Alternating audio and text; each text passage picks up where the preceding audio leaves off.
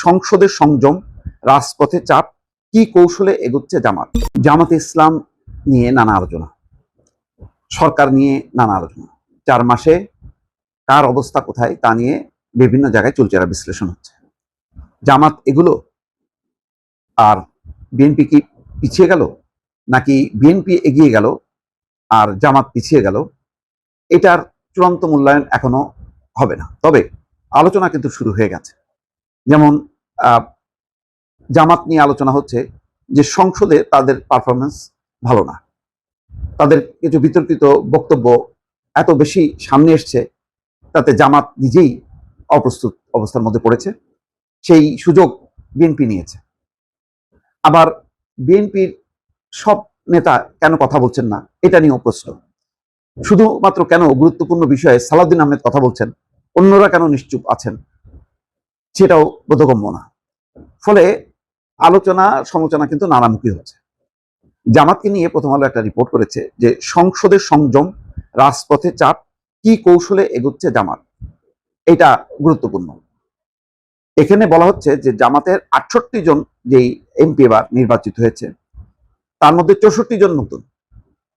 ফলে তারা অনেক রীতিনীতি, কোন বিষয়ে উত্থাপন করতে হবে, কোনটা বলা উচিত, কোনটা বলা উচিত না, কিভাবে উপস্থাপন করা উচিত, সেটা তারা বুঝতে পারছে না। যার কারণে বিরোধী দল হিসেবে জামাতের ভূমিকা কিন্তু খুব সোচ্চার না। বিভিন্ন ইস্যুতে এই পর্যন্ত তারা 4 বার ওয়াকআউট করেছে, নানা বিষয়ে বক্তব্য রেখেছে, কিন্তু খুব জোরালো হয়নি। যেমন জোরালো হয়েছে রুমিন ফারহানার বক্তব্যে। মনে হচ্ছে যে রুমিন ফারহানা একাই বোধহয় সংসদের বিরোধী দল। জামাত সেই তুলনায় এতজন সংসদ সদস্য, যার সাথে আছে এনসিপির 7 জন এমপি, তারাও অনুজ্জ্বল। বরং যেই কথাটি বলেছি যে জামাত এনসিপির কোন কোন নেতার বক্তব্য এখনো পর্যন্ত গণমাধ্যমে আলোচনা সমালোচনা হচ্ছে। যেমন জীবিত বাবাকে শহীদ মুক্তিযুদ্ধ বলা, তারপরে মাইক্রোওভেন, ফ্রিজ, জানালার পর্দা, এসব চাওয়ার মধ্য দিয়ে জামাতের ভাবমূর্তিটা ক্ষুণ্ণ হয়েছে।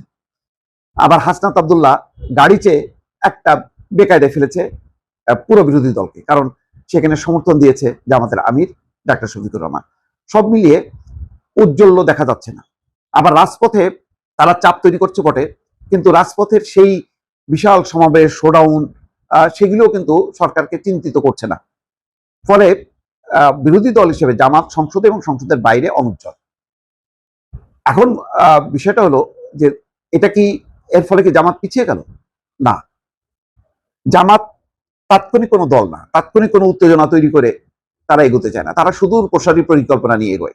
যেমন এখন তাদের টার্গেট কিন্তু এই লোকাল গভর্নমেন্ট নির্বাচন। তারা মনে করে যে ইউনিয়ন পরিষদের যে নির্বাচনগুলো হবে, সেখানে বিএনপির একাধিক প্রার্থী থাকবে, জামাতের একক প্রার্থী থাকবে। একক প্রার্থী হিসেবে জামাত ইউনিয়ন পরিষদ নির্বাচনে ব্যাপক একটা সফলতা অর্জন করবে এবং তার মধ্য দিয়ে তার একটা সাংগঠনিক বিস্তার বা ভিত্তি তৈরি হবে, যার উপর ভিত্তি করে তারা আগামী নির্বাচনে বর্তমানের থেকে আরো ভালো অবস্থানে অথবা সরকারে চলে আসবে, এরকম একটা স্বপ্ন নিয়ে তারা খুব নীরবে নিভৃতে কাজ করছে। কিন্তু উপরে উপরে তারা তাদের একটা সাধ্যমতো অবস্থান বজায় রেখেছে, সরকারকে সংসদে ভেতরে এবং বাইরে চাপে রেখেছে। কিন্তু সংগঠন গোছানোর কাজটা জামাত খুব দ্রুত গতিতে করছে এবং তার এখন এই মুহূর্তের লক্ষ্য হচ্ছে আগামী ইউনিয়ন পরিষদ নির্বাচনের অধিকাংশ ইউনিয়ন পরিষদে তার অবস্থান নিশ্চিত করা।